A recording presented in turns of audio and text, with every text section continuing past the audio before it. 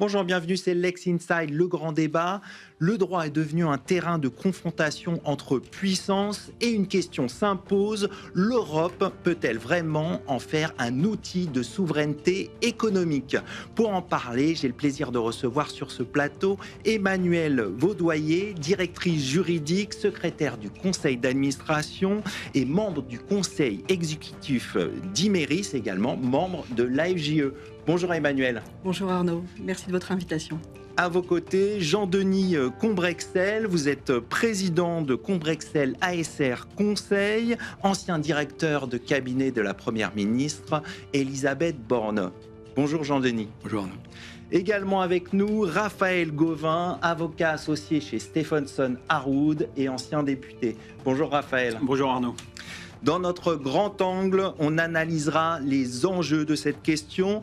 Dans le débat, on verra si le droit est ou non un outil de souveraineté économique pour l'Europe. Et enfin, dans notre cas pratique, on illustrera de manière concrète le sujet. Voilà pour le programme Lex Inside, le grand débat, c'est parti.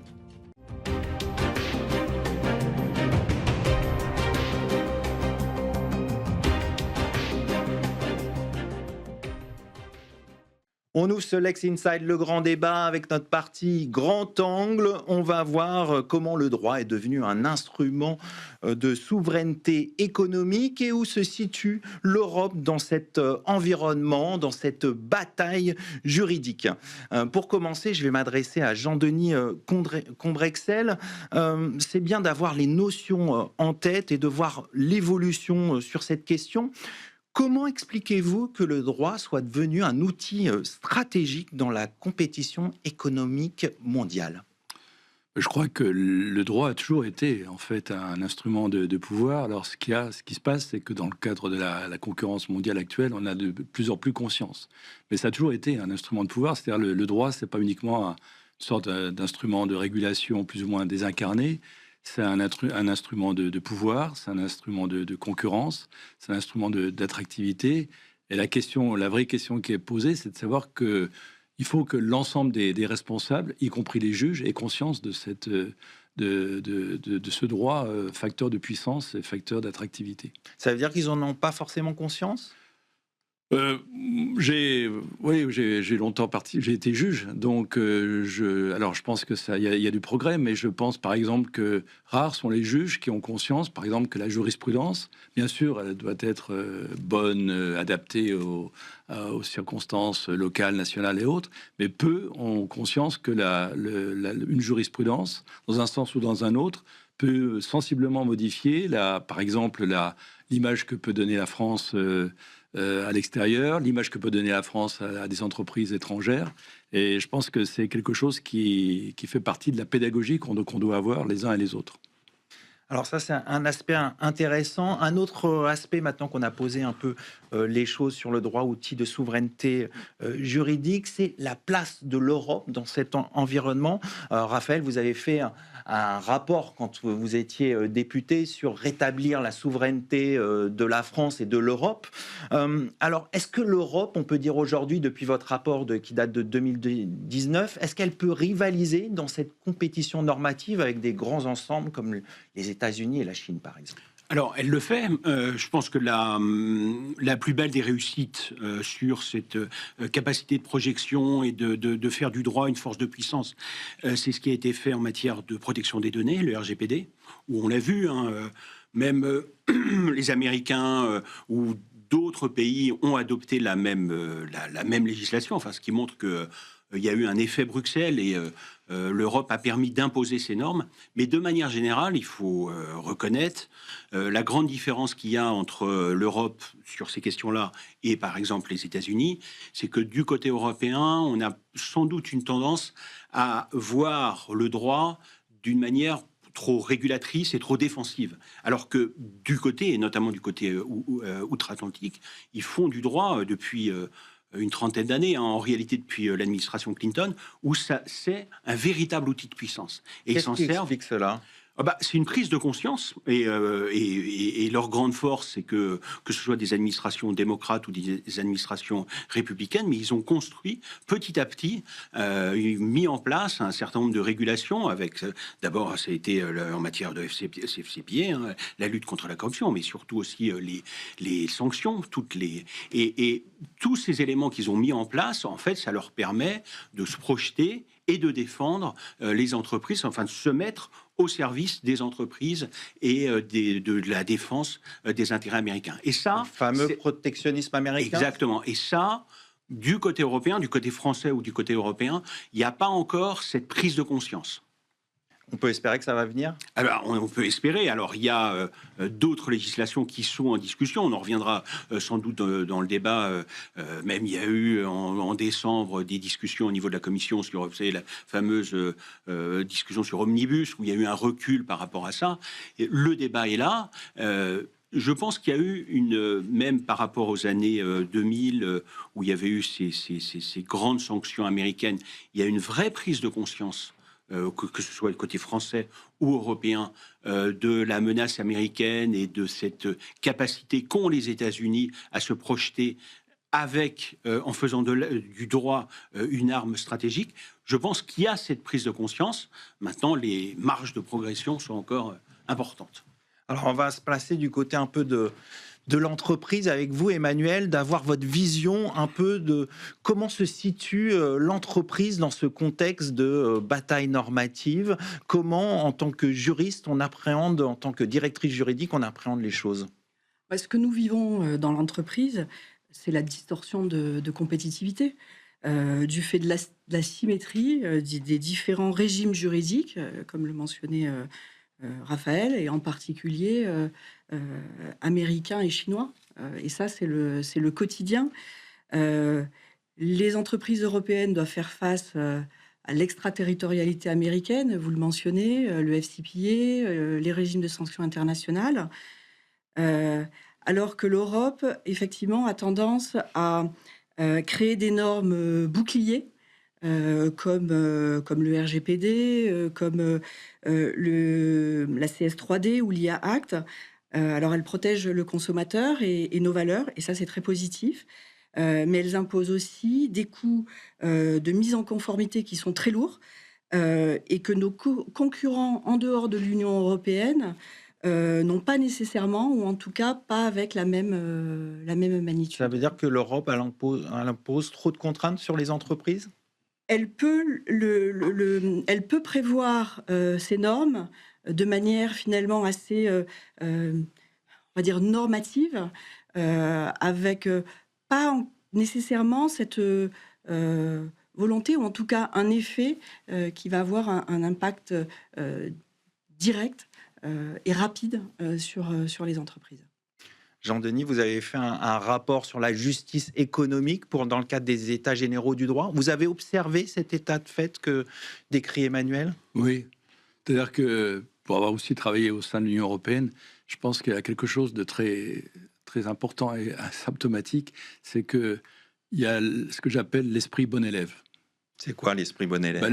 C'est-à-dire que toutes les personnes qui travaillent à l'élaboration d'une directive, d'un règlement, il y a le souci de faire... alors c'est vrai aussi des administrations nationales, mais on va parler des administrations... C'est le souci de bien faire, c'est ça? C'est pas simplement, oui, c'est le souci de produire quelque chose de parfait.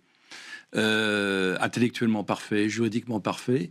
Et généralement, ce produit juridiquement, intellectuellement parfait est très long, très lourd. Trop lourd et sans doute trop long. Trop parfait. Et surtout, justement, dans ce schéma intellectuel, dans ce logiciel de pensée, on ne se préoccupe pas du tout, justement, de la question de savoir, d'abord, quelles sont les conséquences concrètes pour les entreprises, et surtout, quelles sont les conséquences concrètes que peuvent ressentir les entreprises en situation concurrentielle. Et je pense qu'un des défis en matière juridique, et puis plus largement même en matière politique, des démocraties, c'est gérer l'imperfection. Alors, comment on gère l'imperfection? Ça suppose du courage. C'est-à-dire que ça suppose que le responsable politique, alors au niveau européen, au niveau français, que le responsable administratif, le haut fonctionnaire en charge de ça, accepte de produire quelque chose qui est peut-être pas parfait, mais qui répond à certaines préoccupations des préoccupations concrètes des entreprises et à certaines préoccupations concrètes justement du rapport qui peut exister avec les autres pays. Ce que font plus par exemple ce que disait Raphaël, les États-Unis ont beaucoup, tandis que nous, alors je sais pas, c'est une question de formation, je sais pas, mais il y a en permanence il y a l'idée on va envisager toutes les situations, on va envisager tous les cas, et on va produire le monument juridique qui, après, ce sera tellement beau que ça posera des problèmes d'application aux entreprises, et puis aussi des problèmes de concurrence entre entreprises qui sont pas, elles, soumises à la même perfection. On va conclure cette première partie là-dessus. Tout de suite, on poursuit les échanges dans notre débat.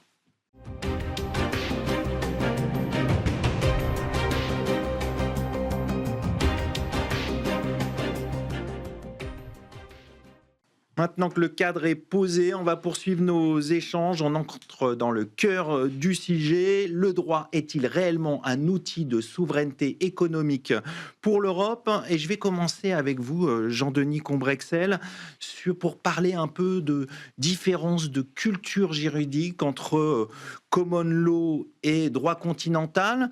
Concrètement, comment la confrontation de ces cultures juridiques, de common law, droit continental ou de droit chinois, influence-t-elle les rapports de force mondiaux? Le témoignage que je peux apporter, c'est parce que pour avoir travaillé au sein de la Cour de justice à Luxembourg, c'est que, par exemple, une institution comme la Cour de justice de Luxembourg est une institution dans laquelle il y a une lutte entre les droits. Donc, alors, c'est pas uniquement en droit anglo-saxon et droit continental, mais il y avait bien sûr le droit anglo-saxon, il y a le droit allemand et il y a le droit français. Alors, au début, l'Union européenne, les communautés économiques européennes, c'était beaucoup du droit français. En fait, c'était une forme de droit administratif français élargi. Et après, c'est normal, il y avait l'influence du droit allemand, puis ensuite l'influence du droit anglais. Et pour prendre... et derrière tout ça, il y a des questions de culture, c'est-à-dire que par exemple, il y a eu à un moment des arrêts très importants qui ont été rendus par la Cour de justice de Luxembourg sur le contrôle des connexions téléphoniques. Et en réalité, il y avait une lutte entre le droit allemand et le droit français. Ça prenait quelle forme? C'est-à-dire les Allemands avaient tendance à considérer que le contrôle des connexions par l'État, eux, ils avaient en tête la vie des autres. Vous savez, le film, disons, en se disant il faut bâtir un système qui limite les pouvoirs de l'État. On ne veut jamais revenir à la Stasi. Tandis que les Français, eux, ils avaient le Bataclan en tête, parce que c'était le contrôle des connexions qui avait permis quand même de retrouver les terroristes, une partie des terroristes du Bataclan. Et donc, il y avait deux logiques. Il y avait deux logiques qui étaient quasiment culturelles. Et derrière le droit, derrière la lutte entre les droits, il y a souvent des questions de culture qui sont différentes. C'est-à-dire qu'un Espagnol a une culture qui c'est pas la même que l'allemand, qui est pas la même que le français. Et alors, quand on parle de la lutte des droits avec les États-Unis ou avec la Chine, on est encore plus éloigné. Et c'est pour ça que c'est à la fois très... Le droit n'est pas du tout un terrain apaisé. C'est-à-dire, c'est vraiment alors, j'ose pas utiliser le mot de guerre, surtout en ce moment, mais il y a une lutte très importante. Et derrière tout ça, c'est pas uniquement des problèmes de technique juridique, c'est des problèmes de culture, de valeurs, qui sont différentes d'un pays à un autre. Et là, c'est le poids politique d'un État, forcément, dans l'Union européenne, qui va peser pour ça joue. réfléchir. Hein, c'est-à-dire que à un moment, alors le paradoxe du Brexit, c'est que les Anglais sont partis au moment où ils avaient gagné la bataille presque culturelle au sein de l'Union européenne. Enfin, ça, c'est un autre sujet. Et maintenant, il y a plus une lutte, un rapport de concurrence entre le droit allemand et le droit français. Alors que la vraie question, c'est ce que disait Raphaël, la vraie question, c'est la lutte qu'il doit avoir entre le droit européen et puis le droit anglo-saxon, le droit américain, et puis la Chine. Alors justement, on va revenir sur cette lutte par rapport au droit anglo-saxon au travers de l'extraterritorialité du droit qui était présent dans votre rapport. Concrètement, comment vous expliquez que les États-Unis sont la nation la plus proactive en la matière et comment expliquer cette stratégie assumée? Ça a été dit très brillamment par Jean-Denis. Je crois que c'est un problème de culture et d'histoire. Et ce que j'ai dit tout à l'heure, hein, la force des États-Unis, c'est qu'ils ont pris conscience très tôt, hein, c'est à la fin de la guerre froide, hein, c'est l'administration Clinton, ils ont pris conscience que la capacité, l'extraterritorialité, l'usage de cette extraterritorialité était un instrument pour eux de puissance pour se projeter, et puis pour être au service de leur entreprise et pour défendre les États-Unis. Avec et donc des très sanctions tôt, qui ont atteint des milliards. exactement. Et donc très tôt, ils ont construit petit à petit, par différentes strates, tout un ensemble de la lutte contre la corruption, les sanctions, etc.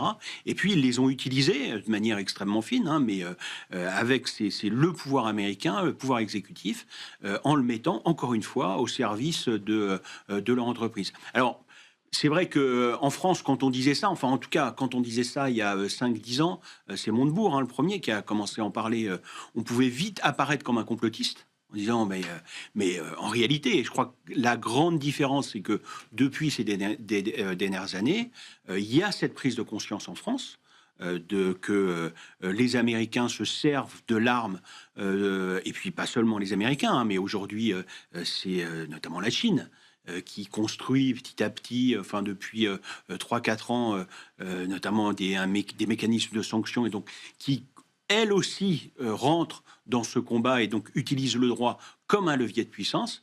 Et donc l'Europe, dans cette bagarre-là, je pense qu'aujourd'hui, il y a cette prise de conscience, hein, notamment que ce soit évidemment au niveau français, mais même au niveau européen. Daté de ça de quand? De la loi Sapin 2 Oui.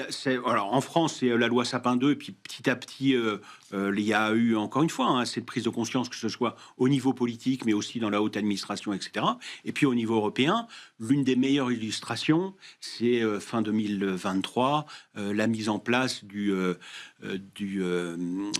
paquet anti-coercition, dont on a failli ces derniers jours, enfin en tout cas on pensait peut-être l'utiliser contre les Américains en raison des droits de douane. Finalement ça n'a pas été mis en place, mais ça montre qu'il y a cette démarche, et même au niveau européen, et là il faut soulever, hein, il y avait de grandes différences entre les Français et les Allemands. Et puis la guerre, notamment en Ukraine, enfin contre la Russie, a rebattu un peu tous les cartes. Et puis les sanctions qui ont été que les Américains, il y a eu cette prise de conscience au niveau allemand. Et donc, je pense que, en tout cas culturellement, historiquement, pour rebondir sur ce qui a été dit, il y a cette prise de conscience au niveau européen. Et donc, on peut avoir l'espoir qu'il y ait cette construction et encore une fois, qu'on utilise le droit comme un instrument de puissance. On a vraiment construit, on peut dire qu'on a construit une doctrine européenne d'extraterritorialité? Alors, encore une fois, on est au début, c'est-à-dire que, encore une fois, la vision de la majorité des acteurs ou même des entreprises, c'est exactement ce que vous disiez, c'est que ça reste une volonté défensive et normative, défense du consommateur, etc., etc. On a vu par exemple, la meilleure illustration en tout cas, c'est le RGPD. On a mis en place le RGPD, c'est l'ensemble des normes pour protéger les consommateurs, protéger les données personnelles. Et ensuite, on en a fait un instrument de puissance. Et on impose, et il y a cet effet Bruxelles, et on impose aujourd'hui, enfin depuis plusieurs années, un modèle européen de protection des données. Et tout l'enjeu, c'est de décalquer ça, aujourd'hui avec la protection sur les différentes chaînes de valeur, hein, ce qu'on disait tout à l'heure, où il y a eu un recul, on pourra y revenir. Mais donc ça participe à cette prise de conscience, et donc de prendre le droit, encore une fois, comme un instrument de puissance dans, vous n'avez pas voulu utiliser le mot, mais c'est ça, hein, dans la guerre économique entre l'Europe, ses alliés, la Chine, etc. Et donc dans cette guerre économique-là, utiliser le droit comme un instrument de puissance. Emmanuel, je vais revenir vers vous. Dans cet environnement, ça veut dire des sanctions qui peuvent venir des États-Unis, aussi de l'Union européenne. Donc pour les entreprises, vous êtes confrontés à une difficulté, c'est-à-dire que vous pouvez avoir des sanctions à la fois américaines et européennes. Concrètement, comment faites-vous pour naviguer dans cet environnement? Alors en fait, c'est finalement assez simple.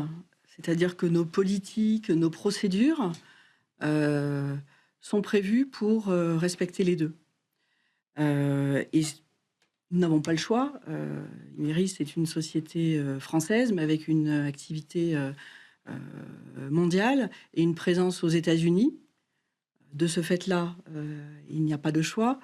Et puis aussi parce que nous avons recours à des financements bancaires et que c'est nécessaire de ce fait-là aussi.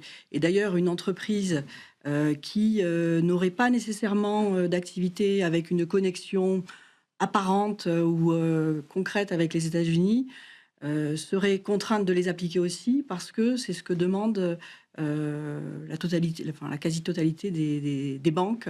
Elles demandent des garanties de pouvoir respecter justement ces mécanismes de sanctions américaines.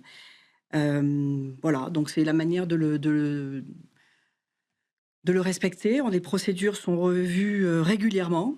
Oui, parce qu'il y a que des changements. l'environnement change forcément. L'environnement change. Parfois, c'est assez proche et puis parfois, ça peut différer.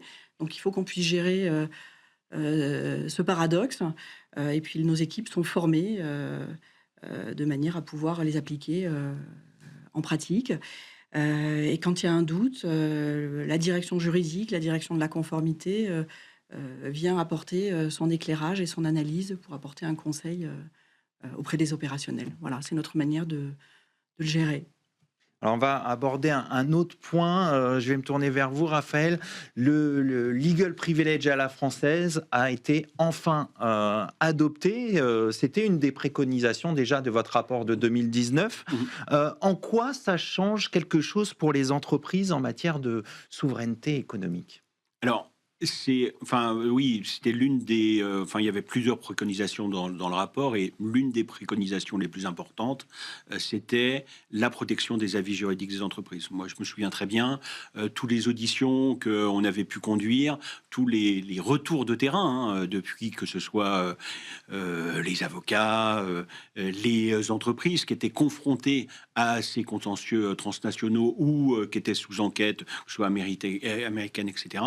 L'une des données les plus importantes, c'était la protection des avis des entreprises. Et même moi, je le vois aujourd'hui dans ma nouvelle, activité d'avocat.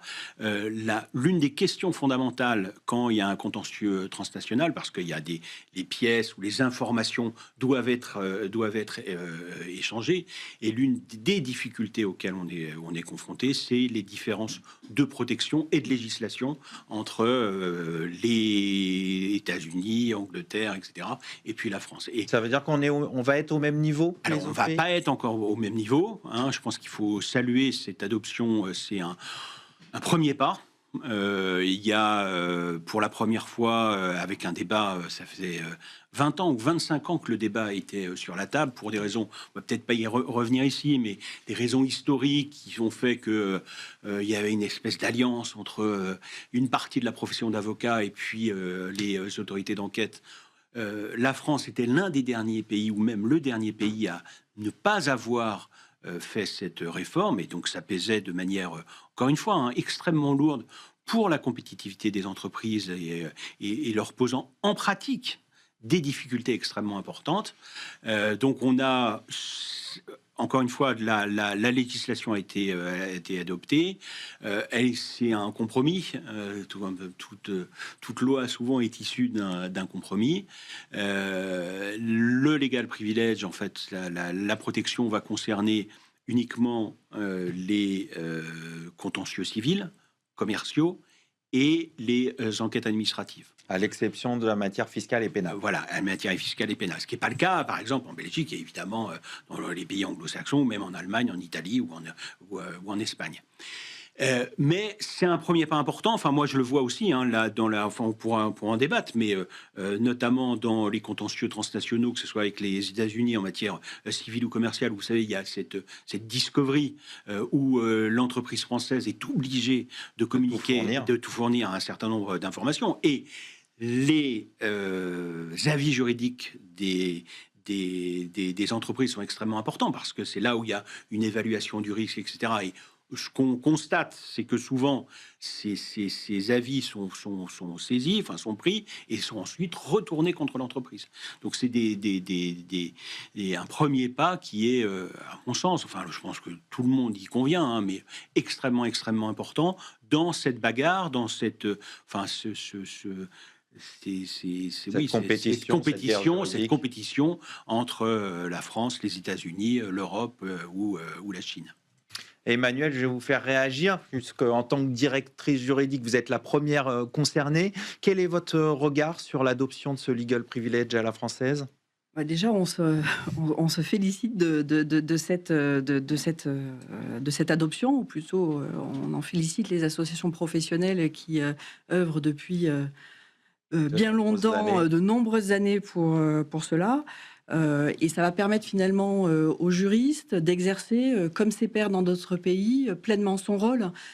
Son rôle finalement dans la prévention des risques et l'amélioration des dispositifs de conformité, mais aussi, comme l'indiquait Raphaël, de pouvoir pleinement défendre les intérêts de l'entreprise dans le cadre de demandes de communication de pièces, dans le cadre de contentieux commerciaux transfrontaliers.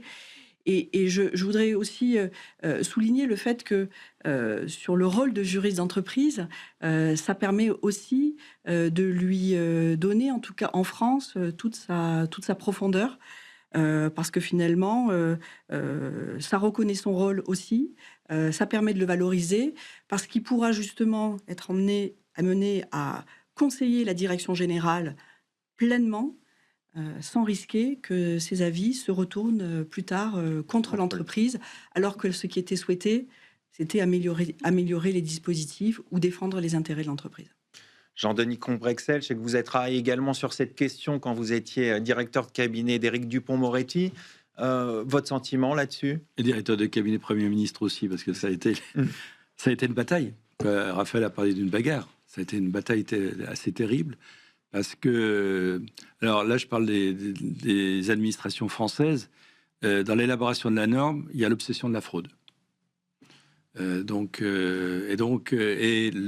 question du legal privilege était vue par certains, qui étaient en principe plus proches des entreprises que d'autres, mais pour le coup, ça ne l'était pas. Pour le legal privilege, était une sorte de paravent de la fraude. Et donc, il y a une bataille assez homérique en interne au sein de l'État, parce qu'en fait, le vrai, je ne reviens pas sur tout ce qui a été dit, mais c'est-à-dire qu'il y avait aussi derrière la question de la nationalité des directions juridiques, il y avait la question du choix du droit applicable à l'entreprise. C'est sûr que quand on a un directeur juridique ou une direction juridique qui est dirigée par quelqu'un qui est formé au droit anglo-saxon, il aura plutôt tendance à choisir le droit anglo-saxon que le droit français. Donc derrière, il y avait des enjeux énormes de pouvoir et d'attractivité du droit français à un moment où, en plus, le Brexit offrait des opportunités importantes pour le droit français. Mais cet argument-là, moi, j'en témoigne. Y compris vis-à-vis de certaines administrations qui, en principe, portent l'attractivité économique de la France, ça portait pas forcément. Et donc, ça a été, après cette bataille, finalement, on a eu le texte, on a eu les réserves du Conseil constitutionnel. Alors, on n'est pas exactement, comme l'a dit Raphaël, on n'est pas encore exactement aligné sur tous les autres pays, mais enfin, c'est une avancée. C'est une avancée. Donc, je crois et puis je pense que les trois, chacun dans nos couloirs de course, on a contribué à faire cette avancée avec d'autres. Alors, Raphaël, ici même sur ce plateau, Laurent Fabius disait que la France n'était plus la grande puissance qu'elle était, mais que l'Europe pouvait être cette grande puissance face aux empires américains, chinois. Est-ce que vous avez évoqué différents textes de l'Union européenne, RGPD, DMA, DSA ou CSRD? Est-ce que l'Europe peut réellement imposer ses standards aux Américains ou aux Chinois? Je pense que c'est l'objectif. Pour être une source de puissance et pour être une puissance et pour projeter sa puissance et défendre ses entreprises et puis les emplois qui en dépendent, c'est une stratégie qui doit être conduite. Encore une fois, on revient sur le RGPD. Je pense que le RGPD, c'est le meilleur exemple d'instrument au service des entreprises françaises des entreprises françaises européennes, et qui permet justement cette projection de la puissance. Après, il faut sans doute, il faut poursuivre sur ce chemin-là. Les problématiques et les derniers débats qu'on a eus, notamment sur la régulation des plateformes, et puis le devoir de vigilance français, mais au niveau européen, où il y a eu en décembre dernier un recul de la Commission sous l'effet de lobbies, qui soient les lobbies des entreprises, mais ce qui est plus important, inquiétant aussi, c'est un lobby qu'on a identifié, qui est un lobby américain, qui a imposé à l'Europe de revenir en arrière. Alors, comment faire que ça ne se reproduise pas sur d'autres textes? Mais ça, c'est une volonté politique. Il faut qu'il y ait une volonté politique claire en France et en Europe, de vision stratégique sur la place du droit, et puis de faire de l'Europe pas seulement un instrument de régulation et de protection de notre marché, mais en faire un véritable instrument de puissance. Et le problème avec ce qui s'est passé, donc ce retour un peu en arrière, c'est que si on veut avoir cette politique, cette vision claire, il faut qu'il y ait une uniformité. Il ne faut pas qu'il y ait ces allers-retours. Mais en tout cas, oui, il faut faire de l'Europe. Je pense que Laurent Fabius avait évidemment raison. Il faut faire de l'Europe un instrument de puissance, et grâce au droit, en imitant en fait ce que nous ont fait les Américains, faire la même chose. Il faut faire la même chose avec le RGPD, avec le devoir vigilance, aussi la lutte contre la corruption. Je reviens sur la lutte contre la corruption. Il y a eu aux États-Unis, avec l'arrivée de la nouvelle administration Trump, où, vous savez, l'une de ses premières déclarations, c'était de dire il faut arrêter avec la lutte contre la corruption, ça va contre les intérêts des entreprises américaines, et donc il y a une suspension du FCPA. 6 mois après, ils ont ressorti leur ligne directrice, et là, les nouvelles lignes directrices, et là, c'était extrêmement clair. Ils mettaient noir sur blanc, où on disait, encore une fois, moi dans mon rapport, mais d'autres personnes, Arnaud de Montebourg, etc., en disant ils font de leur droit une arme de puissance. Là, ils le mettaient noir sur blanc. Il faut que le FCPA soit au service, dans le choix que va faire le ministère de la Justice américain pour combattre, il faut que ce soit au service des entreprises américaines. Donc nous, il faut qu'on soit aussi. Et donc il faut qu'on ait aussi clair, qu'on ait cette prise de conscience. Je pense que, encore une fois, je reviens, on l'a dit au début du débat, cette prise de conscience, elle est là. Mais maintenant, ce qui nous manque, c'est cette constance et cette volonté politique. Jean-Denis Combrexel, comment faire justement pour essayer de parler d'une seule voix alors qu'on a des cultures juridiques différentes, comme vous l'avez expliqué tout à l'heure, et qu'il y a des luttes d'influence au sein de l'Union européenne? Ce qu'il faut comprendre, il faut faire un tout petit peu d'histoire, c'est-à-dire que dans les années 70, l'Europe, les communautés économiques européennes étaient en panne. Et en fait, c'est le droit qui a compensé la perte d'influence des politiques. Et il y a un juge, le président, un des anciens présidents de la Cour de justice de Luxembourg, Robert Lecour, avait écrit l'Europe du droit. C'est-à-dire, autrement dit, l'idée qui était derrière, c'était que l'Europe ne peut se construire que par le droit. Et donc le droit compensait en quelque sorte l'absence d'influence, de vision des politiques. Et alors maintenant, ça a changé. Et donc il faut arriver à ce que disaient Raphaël et Emmanuel, c'est-à-dire qu'il faut maintenant, il faut que le droit, c'est pas suffisant. C'est-à-dire en tant que tel. C'est-à-dire que le droit doit être incarné par des politiques, par une vision politique. Et donc, c'est là, justement, il faut... Alors, il faut être convaincant. Il faut être convaincant. Et pas... c'est là qu'il y a donc il y a à la fois des batailles culturelles, mais il y a foncièrement des batailles politiques au sein de l'Union européenne. Est-ce que, véritablement, on veut projeter un droit européen qui est un droit fort, concurrentiel par rapport à d'autres? Et donc, ça suppose qu'on arrive à dépasser justement les questions de culture. Alors, comme le dit Raphaël, ça progresse, mais on a encore d'énormes marges de progrès parce que je ne suis pas sûr que toute l'administration bruxelloise, tous les commissaires européens, tous les lobbies qui sont autour à Bruxelles partagent cela. C'est-à-dire que ça suppose qu'il y ait des arbitrages justement entre différents droits, entre différentes positions. Il faut qu'il y ait une vraie impulsion. Il faut qu'il y ait une vraie impulsion. Et de ce point de vue-là, Le Conseil des ministres joue un rôle, bien sûr, très très important, prépondérant, mais c'est quand même la Commission. Est-ce que la Commission est persuadée justement de cette vision un peu forte du droit européen et plus largement de l'Union européenne? Donc c'est en ce moment, quoi, c'est là où ça se joue. c'est en ce moment que ça se joue quand même. Les années qui viennent, les 2-3 ans qui viennent seront absolument décisives par rapport à cette problématique-là. Mais voilà. Emmanuel, il y a pourtant l'Union européenne a des outils. Je pense notamment pour faire face à la concurrence déloyale. Comment l'Union européenne, par exemple, utilise-t-elle les mesures anti-dumping et les mesures anti-subvention? Alors peut-être pour remettre ce sujet dans son contexte, l'Union européenne, depuis sa fondation, a considéré que une concurrence non faussée était la meilleure façon de protéger le consommateur. Et la réglementation sur les aides d'État fait un peu figure d'exception européenne. La Chine, par exemple, ne s'embarrasse absolument pas de ce souci d'équité entre les entreprises pour le bénéfice des consommateurs. Alors, de ce fait, les producteurs européens sont confrontés à des producteurs de pays tiers qui vont exporter vers l'Union européenne soit des prix qui sont inférieurs à leur valeur normale, soit des prix qui vont être artificiellement bas parce que très subventionnés.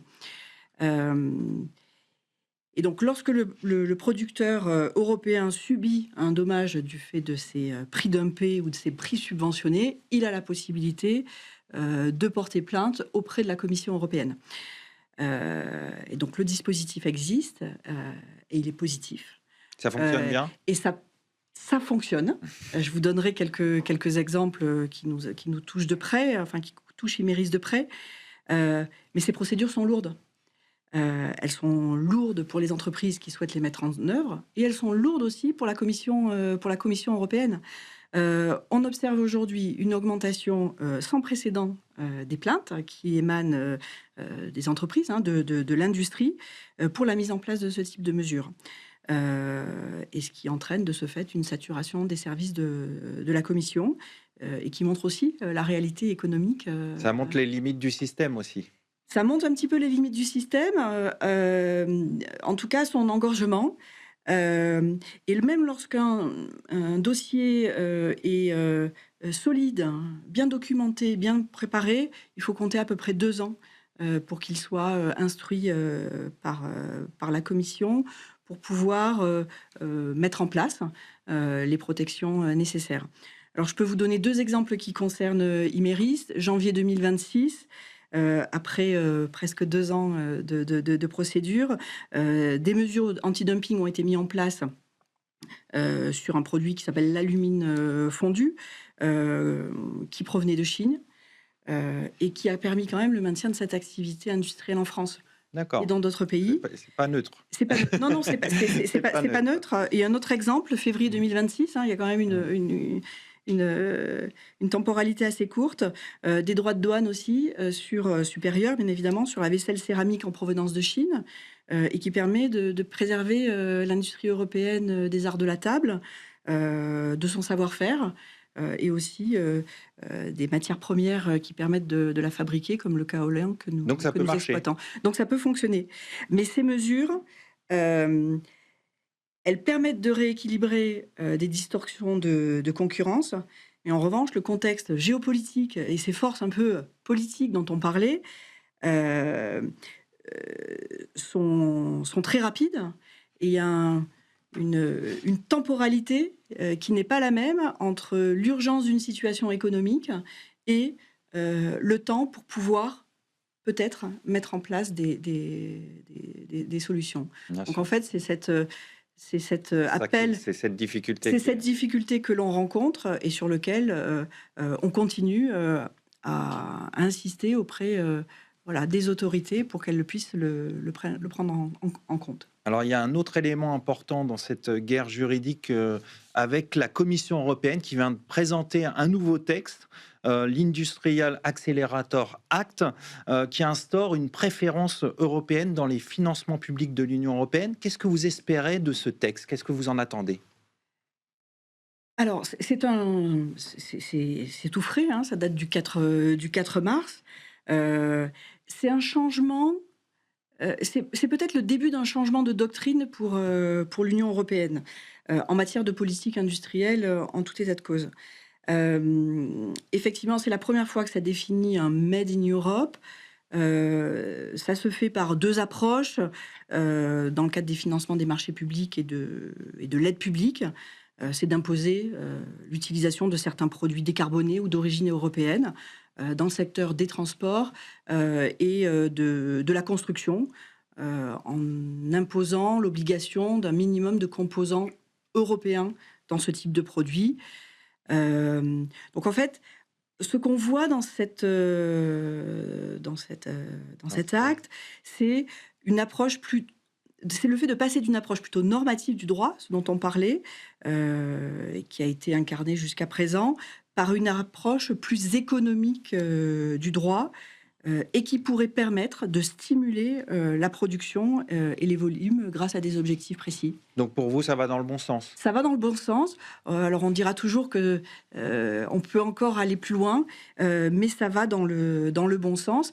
Et ça, on espère que ça permettra de lutter face à des régimes comme le régime américain un peu équivalent, qui lui, à coup de crédits d'impôt et de subventions, porte l'industrie américaine. Alors, Jean-Denis Combrexel, on a beaucoup parlé de l'inflation normative en Europe. Est-ce que, selon vous, elle fragilise la sécurité juridique des entreprises? Est-ce qu'il y a trop de textes? C'est-à-dire l'inflation normative, qu'elle soit nationale ou européenne, elle fragilise les entreprises. Et je pense que il y a à la fois la quantité de normes, et puis il y a aussi l'instabilité de la norme, qui est presque encore pire que la quantité. Alors moi, ce que j'ai essayé de dire, c'est que les entreprises avaient leur propre responsabilité dans l'inflation des normes. Pourquoi? Parce que en fait, ce qui se passe, alors je suis pas là pour défendre les hauts fonctionnaires auxquels j'ai eu l'honneur d'appartenir, mais simplement, il faut pas la norme, c'est pas uniquement des technocrates fous qui font des circulaires dans tous les sens. C'est-à-dire que je pense que ce qui se passe, c'est que les entreprises, d'ailleurs pour des raisons légitimes, ont un besoin de sécurité juridique. Et la sécurité juridique, c'est souvent se fonde sur un sentiment de défiance vis-à-vis des administrations, vis-à-vis des juges. Et donc, beaucoup d'entreprises, moi, je le dis pour l'avoir vécu, c'est-à-dire les entreprises se tournent vers l'État ou vers l'Union européenne pour dire, il faut, ce que je disais tout à l'heure, il faut envisager toutes les situations pour donner le moins de marge possible aux administrations, aux juges, aux concurrents, voilà. Et donc, et l'Europe est dans ce schéma-là, c'est-à-dire qu'on voit l'Union européenne est dans ce schéma-là, c'est-à-dire qu'on veut justement assurer la sécurité juridique des entreprises, et en permanence, les entreprises sont en situation de demande justement de normes. Et simplement un mot sur les questions de normes de l'Union européenne, c'est-à-dire l'Union européenne s'est construite sur la liberté de circulation et la concurrence. Autrement dit, l'arbitrage, c'était faire prévaloir l'intérêt du consommateur sur les entreprises. Et donc, le mot politique industrielle était presque obscène, en quelque sorte, de dire il y a une politique industrielle. Et donc, là, comme le dit Emmanuel, je pense qu'on rentre dans une vision différente où, enfin, on reconnaît la nécessité d'avoir une politique industrielle au niveau de l'Union européenne. Raphaël, vous avez été député, vous avez fabriqué la loi. Est-ce que dans ce débat, trop de normes, pas assez de normes, trop de contraintes sur les entreprises? Comment vous situez-vous? Non, mais comme partout, ça a été très bien dit par Emmanuel. Je pense qu'il y a un équilibre à trouver. Et le législateur ou l'administration, c'est ça. Il faut trouver un équilibre entre, par rapport aux discussions qu'il y a au niveau européen. Je pense que À court terme, évidemment que l'excès de normes, ça pèse sur les entreprises parce que ça pèse sur la compétitivité des entreprises parce qu'elles doivent mettre en place des dispositifs, etc., etc. Et après, si on prend au long terme, et c'est pour ça qu'il faut avoir cette vision au long terme, il faut éviter les allers-retours, qui est cette stabilité normative. Là, par contre, ça donne un véritable avantage compétitif. Moi, je crois, mais dur comme fer, que la loi sur le devoir de vigilance qui a été mis en place en France et que on essaye de mettre en place au niveau européen, à long terme, c'est une arme. Enfin, ça va être un avantage compétitif Oui, mais le pour nos recul, entreprises. est-ce qu'avec ce recul sur justement la CSRD, est-ce qu'il n'y a pas finalement perte de lisibilité Ah bah, dans... totalement. Ah bah oui, oui, non, mais c'est le problème. Mais après, le politique ou le législateur, il est face aussi à des demandes, notamment des entreprises, hein, qui, dans la compétition internationale, la mise en place de tous ces dispositifs. Et alors, il y avait non seulement les entreprises, mais c'est ce que je vous ai dit tout à l'heure.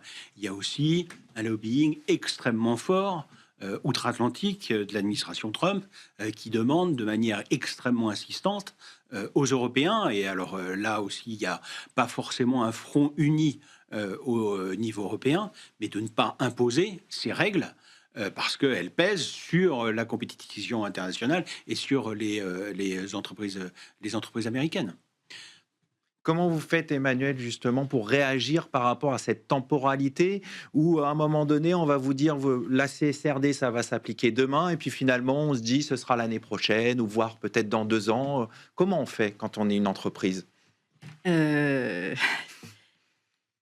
compliqué. De surcroît, quand nous sommes une société cotée avec des obligations de communication assez larges. Donc c'est une attention qui est portée à l'évolution de cette réglementation. Mais c'est complexe, en fait. Cette incertitude est complexe.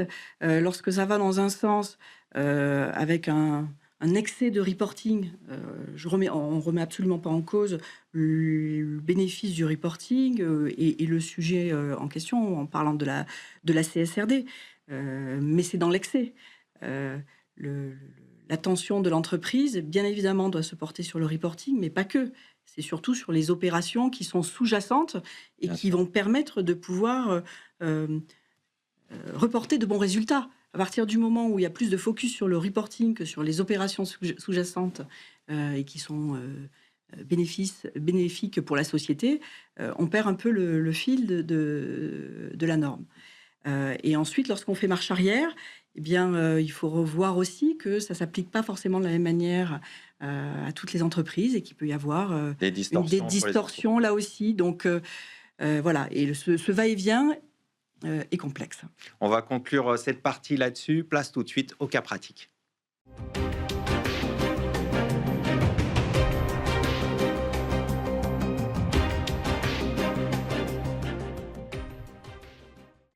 On poursuit ce Lex Inside, le grand débat, et on va terminer avec un cas pratique. Une entreprise européenne qui développe un modèle d'IA conforme au règlement sur l'intelligence artificielle, alors que son concurrent américain, lui, développe un modèle d'IA non conforme. Jean-Denis Combrexel, dans cet exemple, on voit que la conformité européenne peut ralentir l'innovation. Est-ce que l'Europe doit trouver un équilibre entre protection, sécurité juridique et rapidité d'exécution dans l'innovation ? Oui, la question, c'est la rapidité. La vraie question, c'est-à-dire comme une des principales questions, c'est la rapidité, parce que je pense qu'en matière juridique, un des points les plus intéressants, c'est le temps. Et je pense qu'il y a des discordances dans le temps. Donc il y a le temps du droit, puis il y a le temps de l'entreprise. Et le temps de l'entreprise peut être parfois un temps extrêmement court, alors que le temps du droit, Manuel parlait des procédures, dumping et autres. Et donc, il faut arriver à faire en sorte qu'on ait des procédures. Comme moi, je me souviens, pour le Covid, ça n'a rien à voir, mais enfin, c'était un peu ça aussi le sujet. C'est-à-dire qu'il faut qu'il y a des situations qui exigent que le droit soit extrêmement rapide. Et le droit, les juges soient extrêmement rapides pour être adaptés au temps de l'entreprise. Surtout quand on sait que les Américains sont des fonceurs, Oui. ils vont justement à l'essentiel. Oui. Et nous, tout notre droit européen, alors il ne s'agit surtout pas de dire il faut réduire les garanties et les procédures, mais on a un droit très procédural, le droit de la concurrence, le droit des aides, etc. Donc ça prend énormément de temps. Et donc il faut arriver, non seulement il faut avoir un droit qui soit attractif, mais avoir des procédures contentieuses, administratives, qui soient extrêmement rapides par rapport aux besoins des entreprises. Sinon, c'est le droit le plus rapide qui gagne. Alors Raphaël, justement, comment on fait pour rendre le droit attractif? Vous avez travaillé là-dessus dans votre rapport, mais comment fait-on pour accélérer les choses et faire que on arrive à imposer davantage notre droit aux États-Unis, aux entreprises chinoises? Je reviens à ce qu'on a dit tout à l'heure. Je pense que là, l'enjeu, il est politique. Et que là, ça relève, et notamment dans le cas concret, hein, savoir l'IA, est-ce qu'il faut ou pas réguler l'IA. Là, la décision, elle est politique. Évidemment qu'il faut, enfin, d'un point de vue européen, dans la défense du consommateur, etc., il faut qu'on arrive à réguler l'IA, imposer ces normes-là, mais la décision, elle va être politique. Encore une fois, il va y avoir des pressions côté outre-Atlantique pour nous empêcher de bâtir cette régulation. Et après, l'autre enjeu, évidemment qu'on peut le faire, hein, puisque en réalité, même dans votre exemple pratique, l'enjeu pour l'entreprise américaine, c'est que si elle ne se met pas aux normes, elle n'a pas accès au marché européen. Et le marché européen est pour elle extrêmement important. Et puis derrière, l'autre enjeu, parce que c'est pas tout de créer et de faire des normes, mais après, c'est comment on les fait respecter. Et notamment dans ces domaines-là où il y a un caractère totalement dématérialisé, comment on fait respecter la norme, les personnes qui sont chargées de les faire, les sanctions, il faut aussi des sanctions qui soient véritablement effectives. Je suis désolé, je reprends encore la législation qu'on a réussi à bâtir au niveau européen en matière de protection des données, qui a eu toute son importance en matière... Le RGPD, c'est un vrai succès pour vous? Oui, c'est le modèle de ce qu'il faut sans doute faire. Et en matière de protection des consommateurs, de protection de notre marché et d'imposer au monde entier la vision, enfin en tout cas la volonté européenne. Et ce qu'on a fait sur le RGPD hier, il faut sans doute le faire dans votre exemple en matière d'intelligence artificielle. Parce que les enjeux, on le voit, hein, et puis alors là, on le voit aussi extrêmement important. Et puis on voit, alors nous, on commence, hein, et puis je pense aussi les directions juridiques, on travaille de plus en plus avec ces outils-là. Les possibilités sont énormes. Enfin, on voit, hein, ça transforme au jour le jour. Mais même, hein, c'est un autre débat, une autre émission. Hein, ce qui se passait, ce qu'on fait aujourd'hui, il y a 3 mois, il y a 6 mois, il y a 1 an, c'était différent. Donc, on voit tous les enjeux, mais on voit aussi derrière, et c'est pour ça qu'il faut qu'il y ait une régulation, tous les enjeux en matière, enfin nous dans notre métier, mais en matière de protection des secrets, de formation aussi, parce qu'il faut beaucoup de questions derrière. Et derrière ça, sous-jacente, et qu'il faut qu'il y ait cette régulation, parce qu'il faut accompagner ce mouvement. En tout cas, c'est une... On a l'impression quand même que la France a pris la mesure de cette question, parce qu'il y a eu un sommet sur l'IA en France. Il y a eu plein de choses, un rapport... Il y a cette volonté politique, en tout cas il y a cette volonté politique au niveau français. Il faut qu'il y ait aussi au niveau européen, mais oui, il y a... Encore une fois, c'est une question. Enfin, je pense que tous les acteurs hein, sur ces enjeux-là ont conscience des enjeux de transformation de l'IA, enfin le tsunami qui arrive, et notamment dans nos métiers du droit, enfin les conséquences que ça va avoir. Et donc, il faut qu'il y ait un accompagnement, et donc il faut qu'il y ait cette régulation au niveau français, mais évidemment au niveau européen. Et il faut qu'on puisse là l'imposer, comme encore une fois, je me répète ce qu'on a fait pour les RGPD, mais il faut qu'on puisse l'imposer en Europe et donc essayer d'avoir des standards. Exactement, et qu'on impose notre modèle à l'ensemble du monde. Et là, il y a un combat culturel entre la version américaine, la volonté et la version européenne.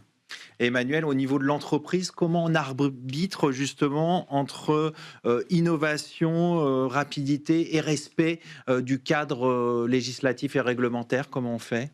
C'est là où la direction juridique, finalement, va déployer un peu son savoir-faire. Alors, on est sur l'intelligence artificielle, donc on est sur des innovations et sur des produits qui évoluent très rapidement. Et on a un cadre réglementaire récent qui doit encore être précisé, peaufiné, où il y a encore des questions d'interprétation qui se posent. Donc, on est vraiment là sur un sujet où la question de la temporalité Elle est extrêmement importante. Elle est extrêmement importante et pose des Et difficultés. comme disait Raphaël, 6 mois après, ça a changé. 6 mois avant, Exactement. c'était différent. Alors, notre recette pour ça, au niveau de la direction juridique, c'est finalement d'avoir une approche par les risques, avec le contexte, la règle de droit telle qu'on la comprend à un instant T, et une approche d'amélioration continue, qui peut être des évolutions, des marches arrière, des marches avant, et des arbitrages qui sont affinés. C'est comme ça qu'on gère un sujet comme celui-ci, mais ça peut être le cas pour d'autres types de sujets. Donc, il faut accepter des allers-retours, d'adopter une solution qui sera après à peaufiner, à Qui sera réajuster. peaufiné.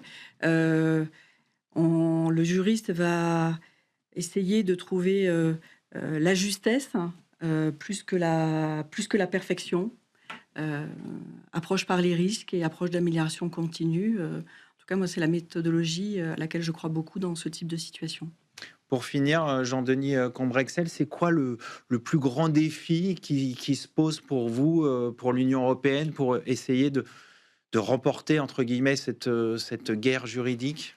Le point de départ, c'est le rapport Draghi quand même, quoi. Donc c'est que la France, l'Union européenne soit en capacité d'être une vraie puissance économique, industrielle, avec le droit qui est derrière. Donc c'est voilà. Donc on est, ce que je disais tout à l'heure, on est en plein dans cette problématique. Et puis peut-être que tout ce qu'on vient de dire suppose peut-être une modification du profil des juristes. Pourquoi? Parce que la formation des juristes, parce qu'on a été, on est tous des générations de juristes qui ont été formés justement une vision assez nationale finalement du droit, assez la notion de perfection. Donc de dire à un juriste, tu manies un instrument qui doit être très rapide, qui doit être adapté, qui est un instrument de pouvoir. Voilà, je pense que ça modifie un peu ce qui est quelque chose d'assez passionnant quand même. Tout à fait. Assez passionnant, mais Ça veut dire qu'on a une époque charnière? Oui, je pense que voilà, parce que je pense que les juristes, on parlait d'intelligence artificielle, je pense que la profession de juriste telle qu'on la connaît va être très concurrencée par l'intelligence artificielle. Donc il faut donner de nouvelles frontières aux juristes. Et là, cette frontière, le droit est un instrument de pouvoir, il faut au service d'une certaine idée de l'Union européenne, c'est quand même quelque chose qui change et qui est un défi passionnant, me semble-t-il, pour les jeunes générations. On va conclure là-dessus. Merci à tous les trois. Merci. Merci à vous d'avoir suivi cette émission. Restez curieux et informés. À demain sur Be Smart for Change.